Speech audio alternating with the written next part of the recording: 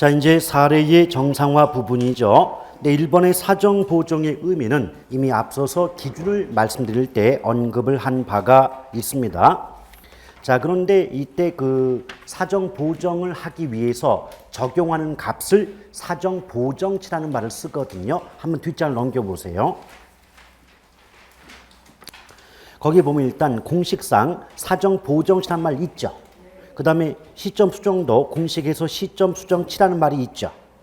있습니까? 예, 근데 치라고 하는 말은 뭐냐면 어떤 값을 의미하는 거예요.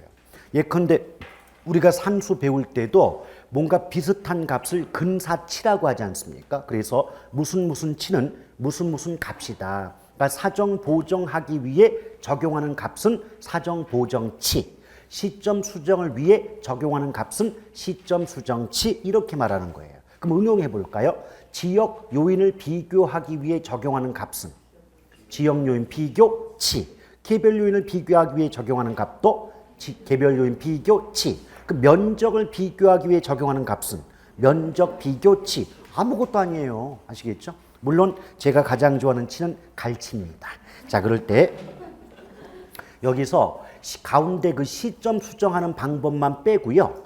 나머지 그 지역 요인 비교치, 개별 요인 비교치, 사정 보정치를 구하는 공식은 같습니다. 방법은 똑같아요. 어떻게 구하냐면 사례 부동산 분의 대상 부동산으로 값을 구하는데 기준값은 100분의 100이에요. 근데 무슨 말이 나오냐에 따라서 더해주거나 빼주면 값을 구할 수 있거든요. 근데 예컨대 고가로 거래되었다, 무엇인가 유리하다, 이렇게 고가 유리 이런 말 나오지 않습니까? 또 우세하다 이런 말이 나오면 앞에 나온 값을 더해 주시면 되고요. 고가의 반대 저가, 유리의 반대 분리, 우세의 반대 열세, 이런 말이 나오면 빼주면 되는 거거든요. 자, 단적인 예를 한번 볼까요?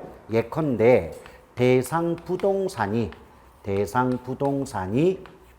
사례 부동산보다 10% 고가로 거래가 되었다. 자, 이렇게 말이 나왔다는 거예요. 근데 문장 속에 고가나 저가자가 붙지 않습니까? 이것은 정상적인 가격보다 비싸게, 정상적인 가격보다 싸게 거래가 됐다는 뜻이거든요. 그럼 싸다, 비싸다 이 말의 뜻은 정상적인 거래가 아니었다는 얘기예요. 즉 사정이 개입되어 있었다는 의미거든요. 따라서 고가, 저가가 붙었다면 사정 보정치를 구하라는 문장이구나, 이렇게 개념을 파악하셔야 되는 거예요. 오케이? 그런데 지금 문장 보니까 대상이 고가죠. 그럼 사례 부동산보다 대상이 고가죠. 그럼 사례 부동산은 고칠 게 없다니까요. 그대로 100이에요. 그런데 대상이 고가니까 고가가 나오면 더해주죠. 기준값이 100인데 더해주죠. 얼마만큼? 10만큼. 그럼 110이 되잖아요. 그럼 100분의 110이 사정 보정치예요. 이걸 약분해서 1.1 해도 되는 거고. 오케이? 이게 거래 사례 비교법, 즉 비교 방식의 계산 문제예요. 오케이? 근데 저 계산이 어렵다고 못하는 거예요. 근데 못하는 게 아니라 안 해버리는 거야. 처음부터 아예 외우질 않고 싫어서 신경을 안 쓰시니까. 아시겠습니까? 그래서 제가 보더라도 이제 앞으로 보게 될 수익 방식 있잖아요. 수익 방식 공식은 제가 봐도 힘들어요. 그리고 어떤 여러 가지 조건을 주어놓고 값을 구해보라, 쉽지 않습니다. 그런데 앞에 보셨던 원가 방식이나 또 지금 보고 계신 이 비교 방식 등의 계산 문제는요, 조금만 연습하시면 여러분 능력으로 충분히 풀어요. 그래서 나중에 간평 3방식 학습하시다가 도저히 난 안 되겠다 싶을 때는 수익 방식은 날려도 제가 뭐라고 안 하지만 원가나 비교 방식은 할 수 있는 걸 갖다가 안 해버린다고. 그건 안 되는 거예요. 아시겠죠? 수익 방식은 날리셔도 뭐라고 안 하겠습니다. 근데 원가나 비교 방식은 반드시 하십시오. 할 수 있습니다. 아시겠죠? 예. 그리고 또 앞으로 미리 예고를 하지만은 본 수업 들어갔을 때도 제가 간평 3방식 분야 깊숙하고 어려운 내용 안 해요. 깊숙하고 어려운 거 해봤자 이해 안 되고 문제 안 풀립니다. 오케이? 그런데 여러분이 충분히 할 수 있는 수준까지만 수업을 해드릴게요. 그 정도는 갖고 가셔야 됩니다. 아시겠죠? 자, 이렇게 해서 이제 정상적인 자료 만들었죠. 그럼 최종적으로 비준가액을 구하게 돼요. 비준가액. 우리 거래 사례 비교법으로 구해진 값을 비준가액이라고 하거든요. 여긴 지금 없어요. 그래서 일단 이렇게 기억하십시오. 체계를 어떻게 잡자? 거래 사례 비교법의 체계는 3단계. 첫째, 비교에 필요한 자료 수집의 기준이 뭐가 있느냐. 또 기준에 적합한 자료를 정상적인 자료로 만들어주는 과정, 사례의 정상화. 이 과정을 거쳐서 최종적으로 대상 물건의 가격, 즉 가액을 구하는 비준가액의 산정, 이게 3단계로 구성된 게 바로 거래 사례 비교법이다라고 보시면 되겠습니다. 아시겠죠? 그 다음에 오른쪽 임대 사례 비교법 나오는데 얘는요, 의의만 알아두세요. 여러분 이거 기억하십시오. 3방식마다 임대료 구하는 방법 있죠. 근데 앞에서 보셨던 왜 적산법 있지 않습니까? 그러니까 임대료 구하는 방법은 적산법만 시험화되고 나머지 임대사례 비교법 이런 것들은 시험에 나오지 않습니다. 그런데 문장 속의 지문으로 의미 정도는 나오거든요. 의미 정도. 그래서 적산법을 제외한 임대료 구하는 방법은 의미 정도만 알아두고 나머지 내용은 모르셔도 상관이 없다는 얘기예요. 그런데 임대사례 비교법의 구조가요, 거래사례 비교법의 구조와 완벽히 같습니다. 다만 거래사례 비교법은 가격을 구하는 방법이고 가액, 그 다음에 임대사례 비교법은 임대료 구하는 방법이다. 이것만 다를 뿐이지 나머지 구조는 동일해요. 그거 한번 읽어보세요. 임대사례 비교법이란 어때요? 대상 물건의 어떤 가치 형성 요인과 동일하거나 비슷한 거래 사례가 아니라 임대 사례를 수집하여 대상 물건의 현황에 맞게 사정 보정, 시점 수정, 그 밖의 요인 비교 과정 등을 거쳐 대상 물건의 임대료를 산정하는 감정평가 방법이다라고 나오죠. 그럼 이것이요, 나중에 비교를 한번 해보시라고 시간 있으실 때 거래 사례 비교법의 의미하고 임대 사례 비교법의 의미는 임대료 구한다, 가액 구한다 이것만 다르고 나머지 다 똑같아요. 이해가시겠어요? 그러니까 거래 사례 비교법의 의미를 정확히 알고 계시다면 임대 사례 비교법은 거래 대신에 임대 사례, 가액 대신에 임대료 이 부분만 말을 바꾸시면 완벽히 같아진다는 거죠. 그러니까 결국 제가 드리고 싶은 말씀은 임대사례 비교법 의미를 따로 외우려 고생하지 마시고 거래사례 비교법의 의미와 같은데 거래사례 비교법에선 거래사례를 수집한다고 나오고 임대사례 비교법에선 임대사례를 수집한다고 나오는 것뿐이고요. 또 거래사례 비교법에선 가액을 구한다는 말이 나오고 임대사례 비교법은 임대료를 구한다는 말 이것만 다를 뿐이지 똑같다 그 말이에요. 이해 가시겠어요? 예. 그 다음에 제4절 수익 방식 나오는데요. 자, 수익 방식에서 가액, 즉 가격을 구하는 방법이 수익환원법인데 그 수익환원법의 의미를 보니까 대략적으로 이런 문장이 나올 겁니다. 대상 물건으로부터 장래 산출할 것으로 예상되는 순수익이나 현금 흐름을 적정한 율로 환원 또는 할인하여 대상 물건의 가액을 산정하는 감정평가 방법이다. 이런 식의 표현 나와요. 오케이. 근데 사실은 그 문장 하나 속에서 직접 환원법과 할인 현금 수집 분석법 두 가지가 녹아 있습니다. 쓰지 마세요. 그런데 할인 현금 수집 분석법은 워낙 어렵기 때문에 시험에 전혀 나오지 않습니다. 그래서 우리 시험에 나오는 건 직접 환원법만 나오거든요. 직접 환원법상의 공식이 어떻게 되냐면 자, 수익 방식으로 구해지는 대상 물건의 가격을 수익가액이라고 말해요. 그럼 수익가액은 환원 이율분의 순수익으로 값을 구할 수가 있다는 거죠. 자, 수익가액 구하는 공식은 환원 이율분의 순수익이다라고 보시면 돼요. 그런데 이 내용 설명에 앞서서 재밌는 말씀 하나 드리면 여러분 봐봐요. 이거 분수식이죠. 분수식인데 만약에 이 공식상 내가 분모값을 모른다. 분모값이 환원 이율이잖아요. 분모값을 모르면 어떻게 값을 구하죠? 몫으로 분자 나누지 않나요? 그렇죠. 자, 만약에 환원이율 구해보라 그런다면 여기 공식상 환원이율이 분모죠.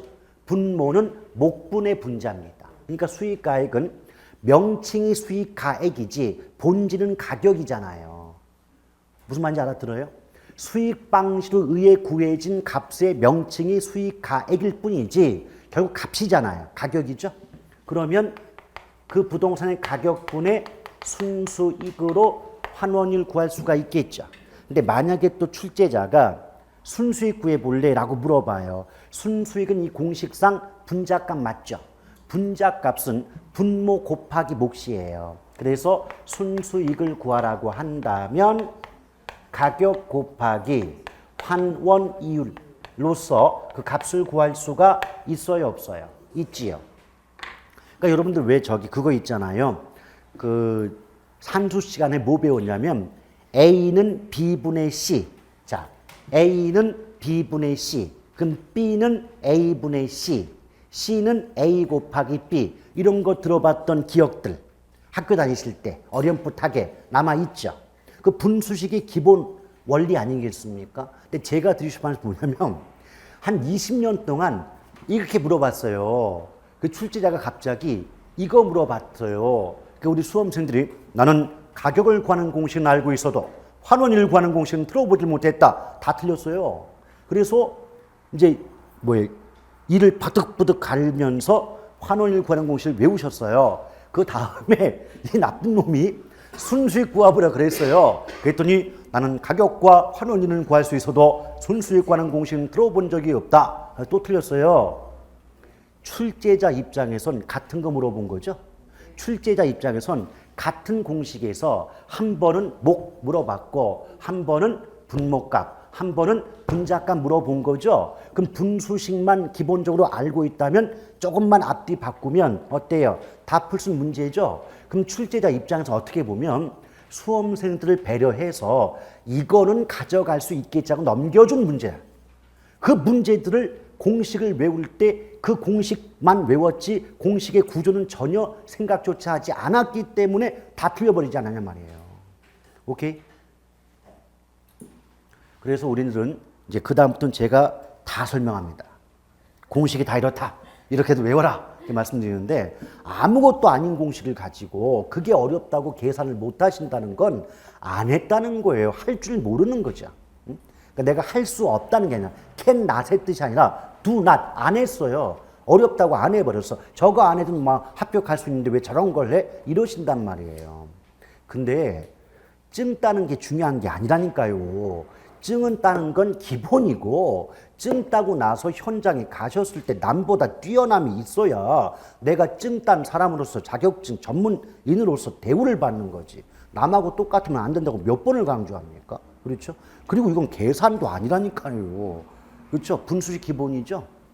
그래서 여러분들이 현장에 가셨을 때 다른 중개사 분들과 어떤 전문성 면에서 차별성을 보이는 대목이 개론을 따지면 투자 파트와 간평 파트예요. 아시겠어요? 근데 투자 파트와 간평이 연결되는 게 특히 수익 방식은요. 투자론 못하면 투입 방식을 못하게 돼 있어요. 이게 연결이 돼 있거든요. 근데 수익 방식 모른다. 투자 모르는 겁니다. 똑같은 거예요. 오케이? 그래서 이것들을 알고 계셨을 때 남하고 차이가 있어요. 단적인 예로 상가나 토지를 구하고 싶은 분들은 투자 목적이 강하잖아요. 그럼 그분들이 가장 먼저 계산하고 염두에 둘 것이 뭘까요? 수익이 얼마나 나오느냐. 한번 현장 가서 물어보세요. 수익률 계산하는 사람이 한 명은 있나? 못해요. 수익률 계산 안 돼요. 그냥 주먹구구식으로 요번에 누가 투자해서 얼마 수익 나왔으니까 이 정도 수익은 나올 겁니다. 이렇게 설명하지 직접 계산을 통해서 수익 계산해 준 분은 제가 본 적이 없어요. 근데 그럴 때 그런 남들하고 똑같은 멘트를 날리는 게 아니라 여러 가지 자료를 가지고 내가 직접 계산 과정을 통해서 수익률이 이 정도입니다. 라고 비교해 주면 그 설명이 틀렸다 할지라도 상대방은 모른다니까네. 우리가 1년 내내 배워도 모르는 판에 상대방이 하도 듣겠어요. 다만 상대방, 다른 데서는 그냥 대충 여기서 얼마 나오니까 여기 수익이 얼마입니다. 이렇게 얘기했는데 여기서는 계산을 해줘가지고 나한테 보여주네. 이게 벌써 다른 거지. 아시겠어요? 그러니까 합격은 따놓은 당상이 합격은 무조건 해야 되는 거고 합격한 이유가 더 중요한 거예요. 이러면 왜 공부해요? 돈 벌려고 하는 거 아니 우리? 먹고 살려고? 먹고 살려고 하는데 남하고 똑같이 해요? 그럼 어때요? 못 살아요? 먹고 못 살아요 그거. 그러니까 이렇게 좀 알아두세요 제발. 할 때 열심히 하자고요. 제가 그러죠. 뭐 처음에 그랬죠. 여러분 지금은 합격을 위한 공부하시고요. 진짜 공부는 합격한 후에 하시는 겁니다. 그랬죠. 말은 그렇게 했지만 할 것 같아요? 증 따놓고 공부할 것 같아요? 안 해요. 증 따기 전까지 제발 공부 좀 하세요. 60점 언저리 맞는 공부 말고 진짜 내가 진정한 자격증을 갖고는 전문의에서 공부를 좀 해보세요. 그래야 우리 중개사는 대외적 인식이 바뀔 거 아닙니까? 우리 이 어려운 공부에 증을 따놓고도 여전히 복덕방 신세를 면하지 못한다는 게 누구 탓이겠냐고 도대체. 증을 따놓고 가서 하는 행동은 똑같다고. 증 없는 사람은 똑같이 행동한다고. 그러니까 외부적인 사람들이 이 공부를 해보신 분들은 어때요? 정말 어려운 공부하고 정말 힘든 과정 통과해서 정말 열심히 생활해 온 사람들이구나 인정하겠지만 이 세계를 모르는 사람들은요, 똑같지 뭐 우리하고 뭐 괜히 뭐 9점이나 받아먹으려고 뭐 사기치는 거 아니야? 전부 그 생각한단 말입니다. 근데 그것을 우리가 부인할 수가 없는 게 우리의 선배님들 행동 양태가 그래요. 현장 가보세요. 야, 저렇게 할 것 같으면 나라도 하겠다 싶을 경우 많을 걸 아마. 그러니까 뭐 다르게 보여야 돼요. 자, 그런데 문제는 여기 순수익 있죠? 환원일 있죠? 어차피 간평 3방식 학습은요, 그 공식에 나와 있는 내용 학습인 거예요.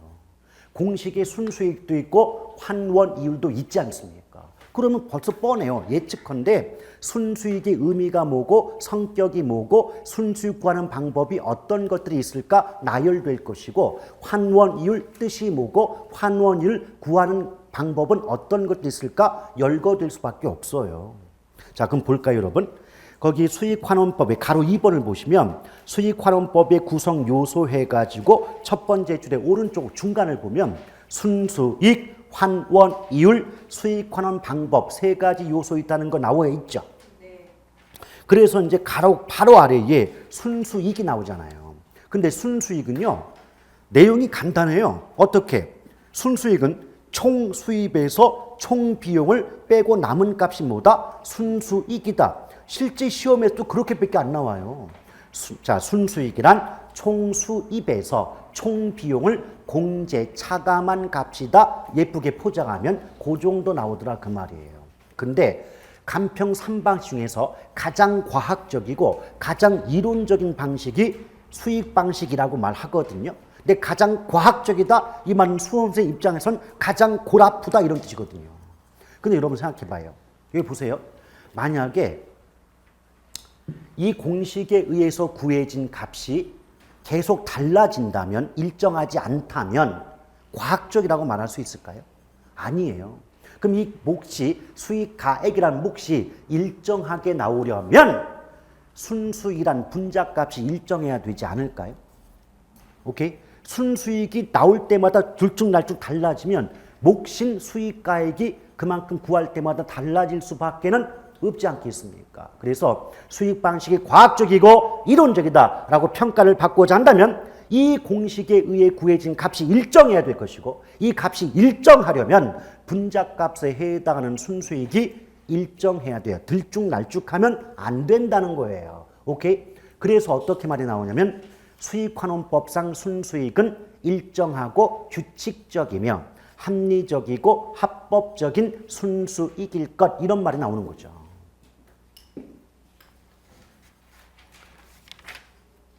됐습니까? 예. 그래서 여러분 그 순수익에서 세 번째 줄 중간 보면 객관적, 규칙적, 안전, 확실, 합리, 합법적인 순수익이어야 한다. 이 말 나와 있죠. 오케이? 이때 규칙적이란 말이 뭘까요? 순수익이 일정하게 나와야 그게 과학적인 방식 아니겠냐 이 말이에요. 아시겠죠? 예. 자, 그러면서 뒷장을 넘겨보시면 그 순수익의 산정 방법 그랬을 때 직접법, 간접법, 잔여법 나오죠. 오케이? 뒷장에 표에. 근데 제가 아까 그랬잖아요. 어떤 방식 관계없이 직접법, 직접 나오면 그 물건으로부터 갑구할 때. 간접법은 다른 물건으로부터 갑구한다. 이 말 나올 거 아닙니까? 근데 잔여법이라고 할 때는 말이죠, 여러분. 포인트가 잔여예요. 근데 잔여, 이 말 뜻이 뭘까요? 잔여. 뭔가 남았다는 얘기 아닙니까? 그렇죠. 오케이? 그래서 이 말을 설명하기 전에 한 가지 요령이 있어요. 잔여라는 말은 3방식 중에서 유일하게 수익 방식에만 나와요. 잔여란 말은 어디서만 나온다? 수익 방식. 근데 원가나 비교 방식 나왔는데 문장 속에 잔여 이런 단어가 붙어 있으면 나머지 문장 해석할 필요 없습니다. 무조건 맞다 틀리다. 틀려요. 아시겠죠? 근데 잔여법의 전제 조건이 뭐냐면 여러분 그거 아시죠? 복합부동산 많이 들어보셨죠? 근데 복합부동산 쉽게 말하면 토지 플러스 건물이죠. 오케이? 그래서 잔여법의 기본 전제가 뭐냐면 토지와 건물이 결합된 복합부동산 전체의 순수익은 토지 수익과 건물 수익의 합이라 본다 이 말이에요. 오케이? 이해하시겠어요? 자, 그러면 이거 한번 따져볼래요? 아, 그래? 그럼 복합부동산 전체의 순수익이 결국은 토지 수익과 건물 수익의 합이다라고 본다면 이 전체 수익에서 토지 수익 부분을 빼면 잔여, 남는 게 건물 수익이 되겠죠. 이걸 건물 잔여법 그래요. 남는 게 건물이니까. 그럼 또 봐요. 전체 수익에서 건물의 수익 부분을 빼면 잔여, 남는 게 토지의 수익이 되겠죠. 그럼 남는 게 토지니까 무슨 잔여법? 토지 잔여법. 이 개념이 어렵습니까? 여러분 간평 3방 중에서 가장 어렵다는 게 수익 방식이에요. 근데 수익 방식도 아직까지는 그리 어렵다는 느낌 안 들죠. 왜 그런 줄 알아요? 개념을 정확히 알면 어려운 게 없어요. 개념을 정확히 알면. 근데 뜻도 모르고 외우려고 작정하니까 그게 어려운 겁니다. 됐어요? 그럼 얘는 본 수업 때도 순수익 부분은 이 정도 하면 끝나요. 할 게 없어요. 여기는 순수익이. 오케이? 그러니까 지금 봐봐요. 근데 짧았지만 구조는 뭐예요? 순수익의 뜻이 뭐니? 또 순수익 구하는 방법이 뭐니? 또 순수익의 성격이 어떠하니? 세 가지 벌써 들어간 거 아닙니까? 자, 압축해 볼까요? 순수익은 총수입에서 총비용을 뺀 값이다. 의미. 또 순수익은 규칙적, 객관적, 안전, 확실, 합리적, 합법적 순수익일 것 성격. 또 순수익 관한 방법, 직접법, 간접법, 잔여법. 잔여법은 토지 잔여법과 건물 잔여법 구분, 게임 끝. 아시겠어요? 제가 항상 체계 구조 강조하죠. 체계와 구조를 파악하잖아요. 거기다가 개념, 말 뜻까지 얹어주면 내용 아무것도 몰라도 웬만한 문제는 다 풀게 돼 있어요. 그게 개론이란 과목의 특성이에요. 오케이? 그러니까 너무 어렵다는 선입관만 갖지 마시고 난 할 수 있어. We can do it. 이거 맞아요? 오늘 영어 좀 되는데? 자, 어쨌든 그런 생각 갖고 열심히 반복하고 노력하시면 충분합니다. 자, 그 다음에 가로 4번에 환원 이율 나오죠. 여러분 그거 기억나요? 앞선 시간에 왜 적산법 할 때 기대 이율 있었잖아요. 근데 제가 어찌됐든 마지막에 이율로 끝나면 성격이 수익률이다 그랬어요. 오케이? 그래서 여기 말이 좀 복잡하게 나오죠. 대상 물건의 원본 가격에 대한 뭐 순수익의 비율을 환원 이율이라 한다. 이렇게 문장은 나오겠지만 그건 결국 뭐다? 가격에 대한 순수익의 비율이니까 결국은 성격은 수익률의 일종이다라고 볼 수가 있지 않겠습니까? 그래요? 어려운 문장표는 자꾸 반복해 읽고 써봄으로써 우리가 머릿속에 새길 수밖에 다른 방법은 없습니다. 자, 그러니까 거기 보시니까 무슨 말 나와요? 자, 첫 번째 줄의 오른쪽 순수익이 그 물건의 원본 가격에서 차지하는 비율 그랬죠. 안 나와요? 예. 근데 그걸 잘 봐요. 순수익이 가격에서 차지하는 비율이다. 이 말을 이렇게 바꿀 수 있지 않을까요? 가격에 대한 순수익의 비율이다.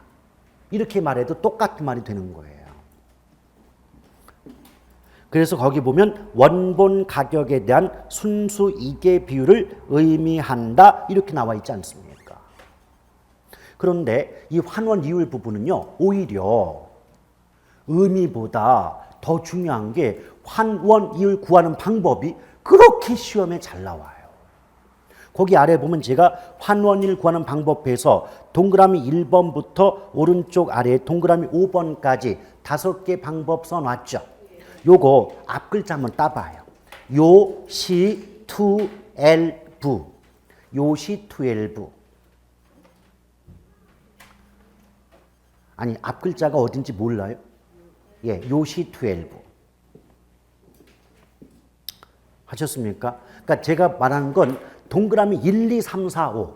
1, 2, 3, 4, 5 할 때 3번에 투자 결합법 나오잖아요. 그러니까 투. 그 다음에 4번에 L 우두법 L.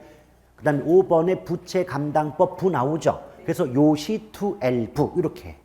근데 여기 암기법은 또 하나가 있는데 시조2엘부라고 하는 경우도 있거든요. 왜냐하면 거기서 그 요소 구성법이 조성법이라고 하고 또 시장 추출법 있지 않습니까? 그럼 그 1번과 2번 위치만 바꾸면 시조2엘부 해도 같은 암기법 될 수 있죠.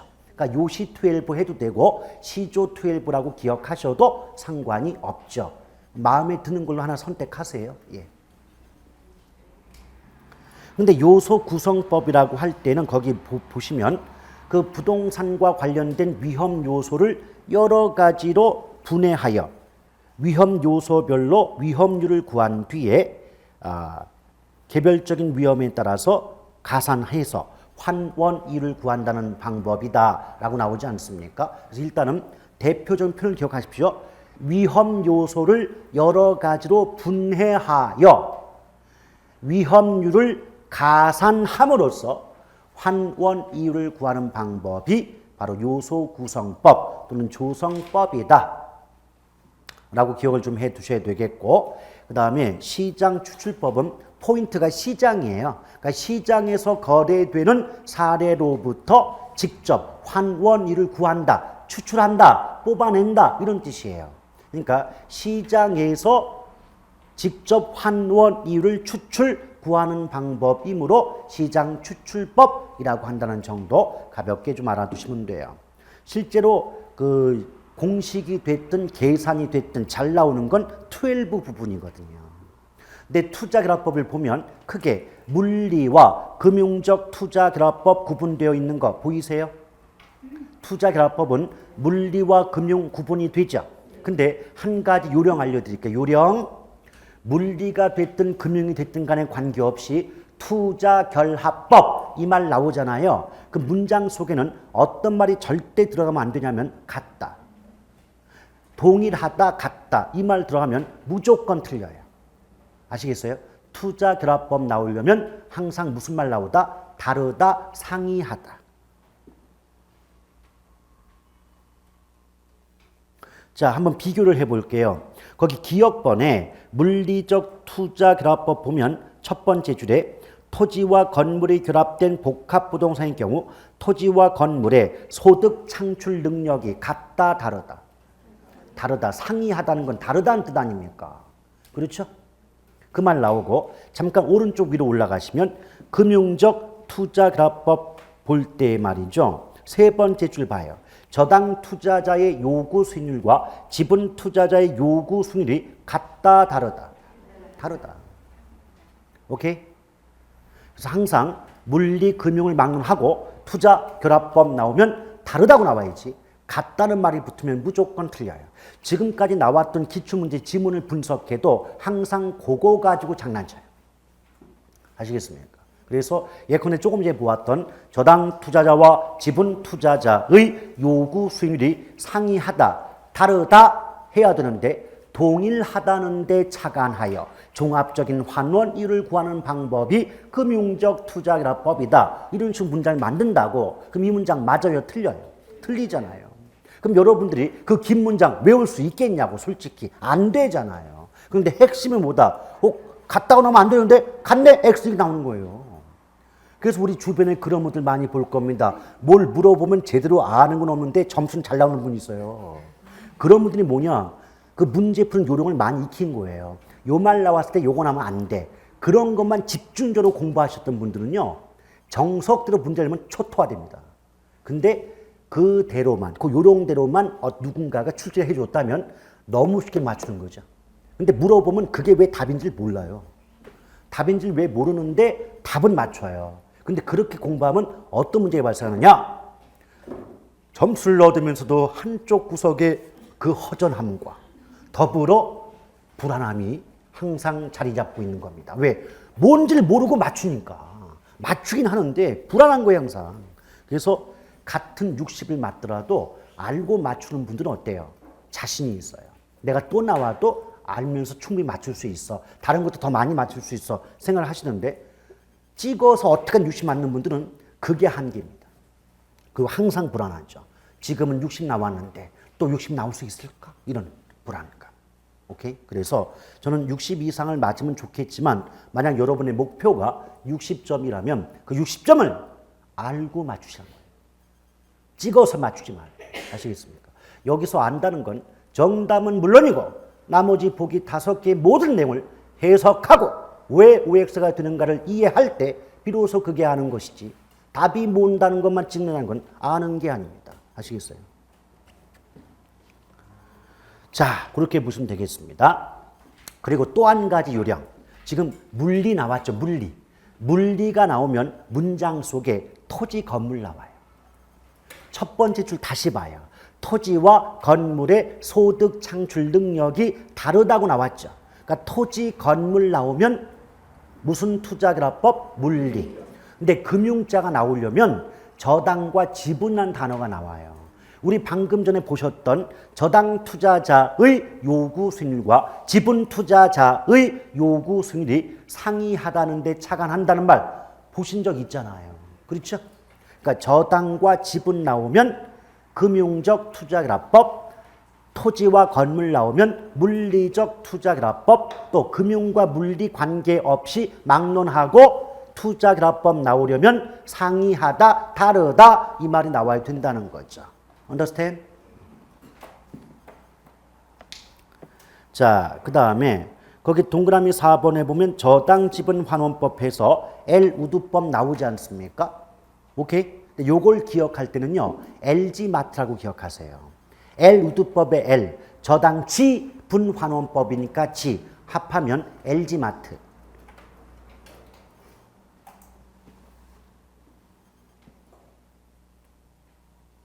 근데 저당 지분 환원법은 크게 3가지 요소를 고려하여 환원 이율을 구하는 방법인데요. 오늘은 맛보기로 거기 그 2번째 줄의 맨 오른쪽 보면 세전 현금 수지란 말 나오죠.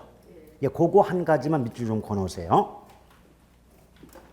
근데 여러분 세전 현금 수지의 뜻이 뭐예요? 세금 빼기 전에, 세금 내기 전에 수익이 세전 현금 수지인 거 아시죠?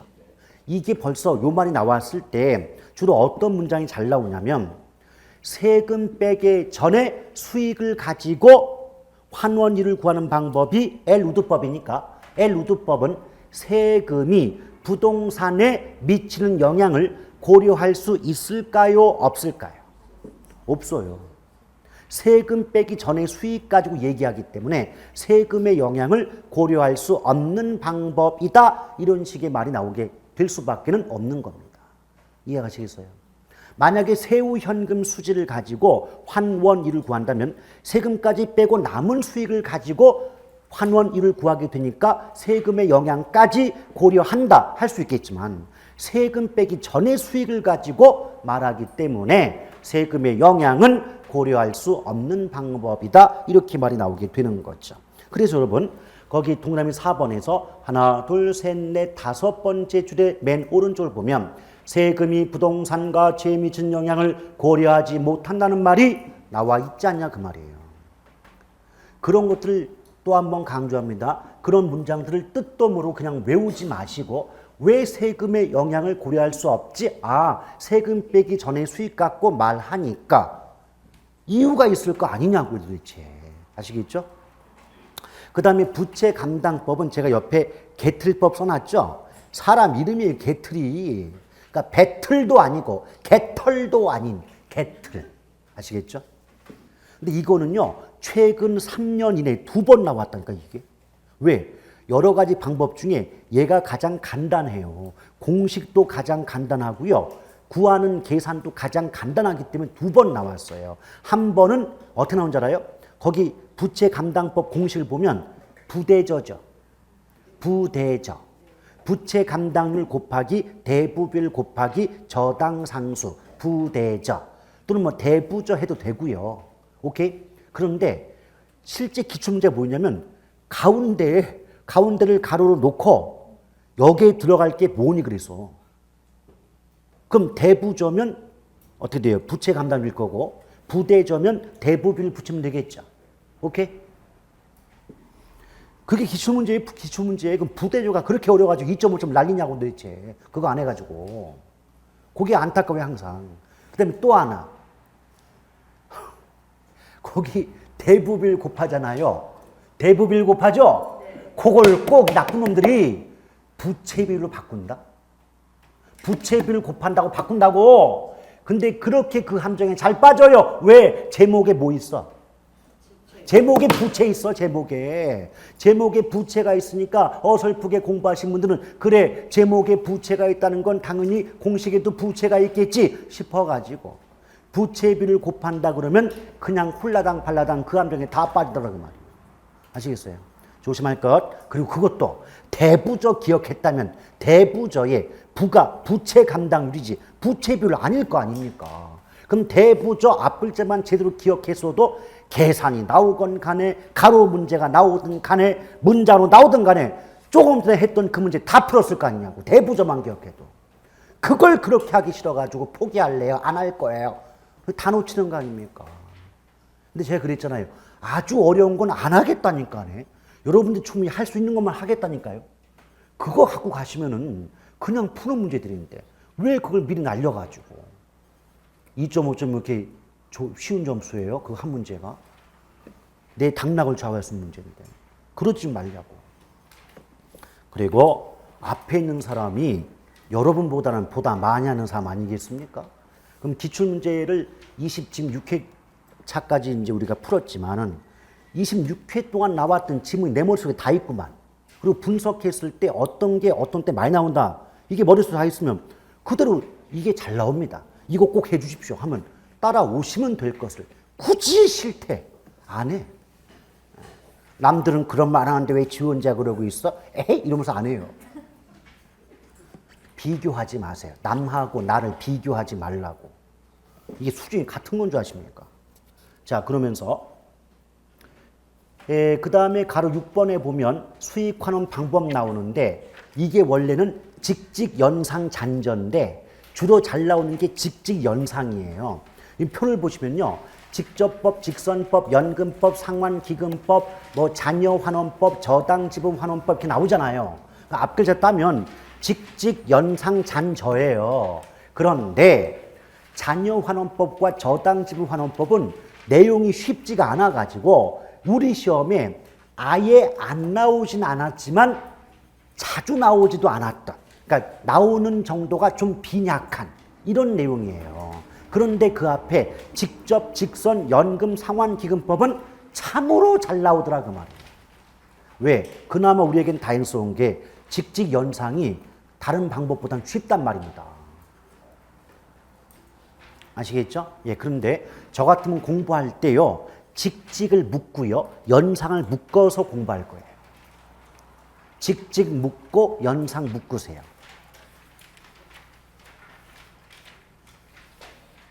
묶으셨나요? 예. 요거 기억할 때는 어떻게 하냐면 연상에 찝적대라. 연상에 찝적대라. 연상. 예. 그런데요. 물론 제 입장에서 연상은 안 되겠지만 자, 그럴 때 일단 왜 직선과 직접을 묶으라고 하느냐? 그럼 생각해 봅니다. 직접법은요. 대상이 토지입니다. 토지. 직선법은 대상이 건물입니다. 오케이? 그러면 여러분 토지는요 감가가 돼요 안 돼요? 안 되죠. 근데 건물은 감가가 되죠. 그래서 예쁘게 포장하면 직접법은 비상각자산에 적용되는 반면 직선법은 상각자산에 적용된다. 이렇게 말이 나오게 되는 거예요.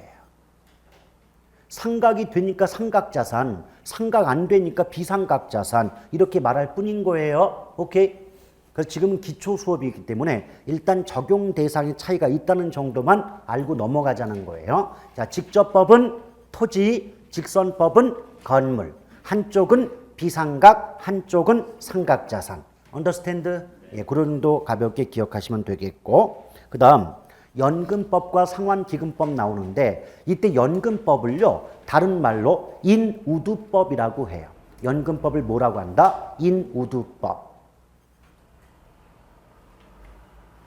근데 뒷장의 상환기금법은 다른 말로 호스크 홀드법 그래요. 호스크 홀드법. 이게 놀랍지만은 사람 이름이에요. 인우드, 호스크 홀드, 아까 엘우드까지 전부 무슨 글자로 끝납니까? 드드드야. 엘우드, 인우드, 호스크 홀드. 그래가지고 일설에 의하면 이 세 사람이 드라큘라 집안 출신이다. 이런 썰도 있어요. 그런데 이건 어떻게 기억하냐면 아까 왜 에르두법은 저당 지분환원법이니까 LG마트 그랬죠. 연금법은 이누두법이니까 연인. 오케이? 그 다음에 상환기금법이 호스크 홀드법이니까 상호간. 그럼 어떻게 봐요? 연인 상호간에 LG마트 가서 장보다 깨졌다. 아시겠죠? 자, 연금법이 인우두법 합하면 연인, 상환기금법이 호스콜드법 합하면 상호간에, 엘우두법이 저당 지분환원법이니까 LG마트. 오케이? 그 문장을 만들면 연인 상호간에 LG마트 가서 장보다 깨졌다라고 기억하시길 바랍니다. 나중에는 그건 다 기억하시죠? 연인이 무엇의 약자인가가 기억이 안 나죠. 자, 그럴 때 이때 연금법, 상환기금법은요 공통점과 차이점 여러 가지가 있어요. 오늘은 기초기 때문에 그 중에 한 가지만 맛보여드리고 넘어가죠. 자, 봐봐요. 조금 전에 직접법은 토지에, 직선법은 건물에. 근데 우리는 알아요. 뭘? 토지와 건물 결합된 걸 무슨 부동산?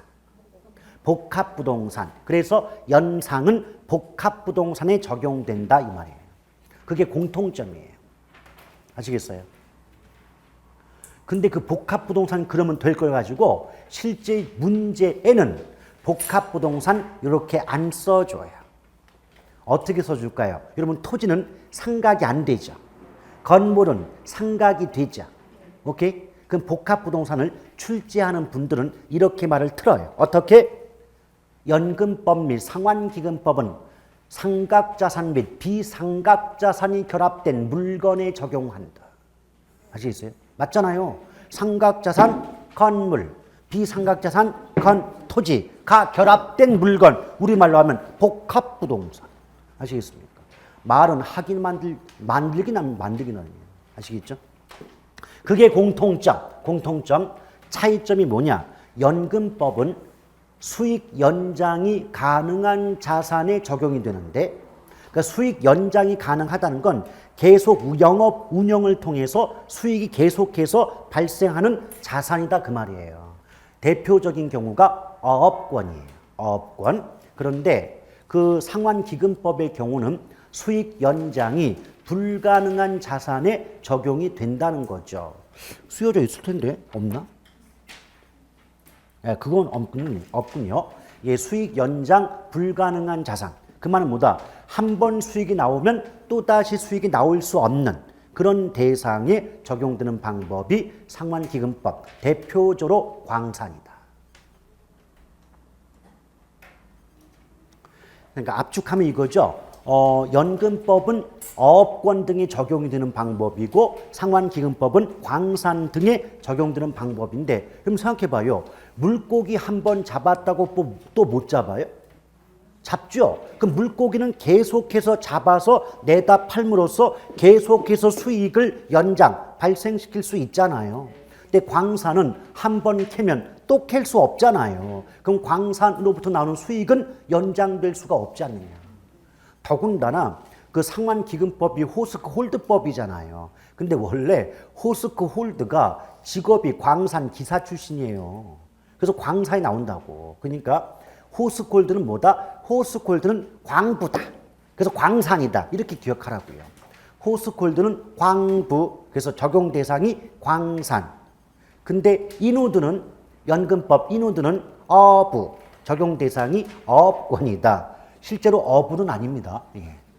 그러니까 그렇게 기억을 하란 얘기예요. 오케이? 자, 호스콜드는 광부, 광산이 대상, 이노드는 어부, 어업권이 대상. 이런 식으로. 아시겠죠? 예. 오늘 기초다 보니까 장점과 단점 중에서 하나씩만 뽑아서 말씀드리고 있는 겁니다.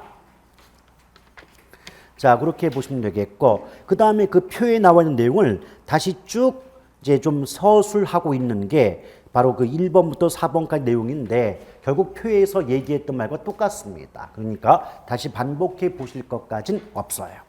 자, 오른쪽 2번에 수익 분석법 나오죠? 요거 제가 그랬잖아요. 앞에 원가 방식에서 적산법 빼고는 임대료 관한 방법 안 나온다고. 그러니 얘도 의미 정도만 가볍게 알아두시면 되지 나머지 뭐 공식을 외운다거나 할 이유가 없다는 거죠. 오케이? 됐습니까? 예. 자, 공시지가제도는 조금 쉬었다 이어갈게요.